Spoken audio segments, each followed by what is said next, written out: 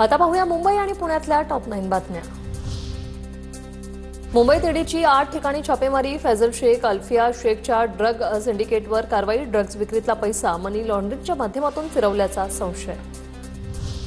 Diamond garden ते मंडाले मेट्रोचं लोकार्पण लांबणीवर, सुरक्षा प्रमाणपत्र न मिळाल्याने उद्घाटनाचा कार्यक्रम पुढील काही काळासाठी स्थगित। पंतप्रधानांच्या हस्ते मेट्रो सेवेचं लोकार्पण होणार होतं।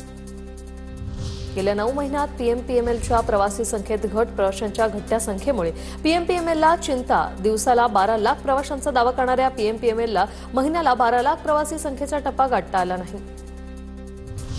पुण्यातील ऐतिहासिक शनिवार वाड्याची दुरावस्था, देखभाल दुरुस्ती अभावी वाड्याच्या भिंतीवर झाड उगवलं, वाढलेल्या झाडामुळे वाड्याच्या भिंती ढासळण्याची शक्यता, पुरातत्व खात्याचं पालिकेचं दुर्लक्ष। शिल्पा शेट्टी आणि राज कुंद्रांना 60 कोटींच्या फसवणूक प्रकरणात दिलासा नाही। शिल्पा शेट्टीसह पतीला परदेशात जाण्याची परवानगी कोर्टाने नाकारली। आधी 60 कोटी कोर्टाकडे डिपॉझिट करा, मग आम्ही परवानगी देऊ, यावर विचार करू, असं कोर्टाने म्हटलंय। मराठी चित्रपटांसंबंधी अडचणीच्या अभ्यासासाठी समिती गठीत, समितीला येत्या 45 दिवसात सरकारला अहवाल सादर करावा लागणार। समितीत सरकारी अधिकाऱ्यांसह चित्रपट निर्माते आणि मल्टिप्लेक्स मालक प्रतिनिधींचा सहभाग।